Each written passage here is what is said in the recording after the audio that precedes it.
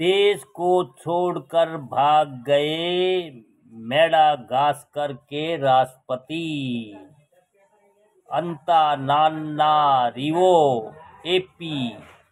Madagascar के राष्ट्रपति Andriy राजोइलिना ने कहा है कि सैन्य विद्रोह के बाद उनकी जान को खतरा था, इसलिए वह देश छोड़कर भाग गए। मेडागास्कर के राष्ट्रपति ने देश छोड़ने के लिए बाद सोमवार देर रात किसी अज्ञात स्थान से राष्ट्रीय टेलीविजन पर देशवासियों को संबोधित किया। अपने भाषण में हालांकि उन्होंने राष्ट्रपति पद से इस्तीफा देने की घोषणा नहीं की। गौरतलब है कि देश में पानी और बिजली की लगातार कटौती के विरोध में 25 सितंबर से जेनजेड के नेतृत्व में सरकार विरोधी प्रदर्शन जारी थे, लेकिन उस वक्त स्थिति गंभीर हो गई जब शनिवार को एक विशिष्ट सैन्य इकाई भी विरोध प्रदर्शनों में शामिल हो गई और उसने राष्ट्रपति तथा प्रधानमंत्रियों से पद छोड़ने की मांग की। देश में ऐसे अराजकता भरे माहौल में राजोइलिना ने कहा था कि हिंद महासागर के इस द्वीप की सत्ता हथियाने का अवैध प्रयास किया जा रहा है। राष्ट्रपति ने देर रात अपने भाषण में कहा, मुझे अपने जीवन की रक्षा के लिए सुरक्षित स्थान खोजने पर मजबूर होना पड़ा।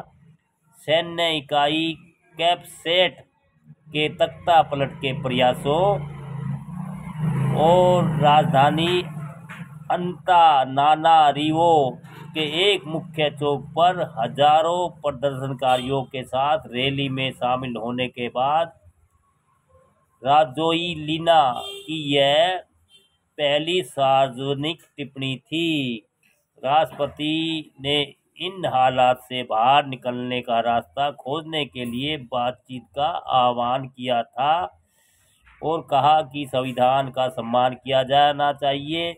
उन्होंने यह नहीं बताया कि मेडागास्कर से कैसे निकले या कहां थे। जेनजेड के आंदोलन में सेना के शामिल होने के बाद उठाया कदम। दोस्तों, जब से नेपाल में जेनजेड का मामला चालू हुआ है हमारे अड़ोसी पड़ोसी देश में, और ये भैया अभी अंतानानारिवो एपी मेडागास्कर भैया ये भी देश छोड़ के भाग गए हैं क्योंकि जनता जागरूक हो चुक रही है। नई जनरेशन अपनी मांग अधिकारों के लिए लड़ रही है। और भैया बांग्लादेश में भी ऐसा हुआ, नेपाल में भी हुआ, यहाँ भी हुआ। ये आस्ता आस्ता धीरे धीरे लोगों में सोशल मीडिया के माध्यम से या कैसे लोगों में जागरूकता बढ़ रही है।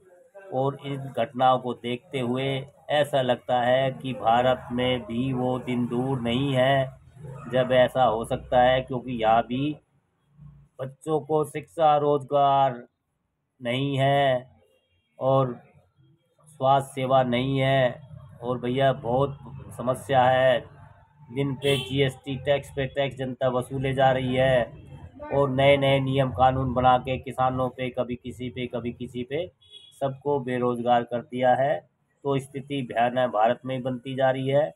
और जेनजेड के आंदोलन में सेना के शामिल होने के बाद उठाया कदम। दोस्तों, ऐसा लग रहा है कि लोग तानाशाही शासन से और भैया सत्ता में जो लोग रहते हैं वो जनता की दुख दर्द भूल के अपने ऐशो आराम में लग जाते हैं। तो यही इससे निष्कर्ष निकलता है। अच्छी जानकारी है दोस्तों। वीडियो अच्छी लगे तो लाइक कमेंट शेयर भी करते रहिए।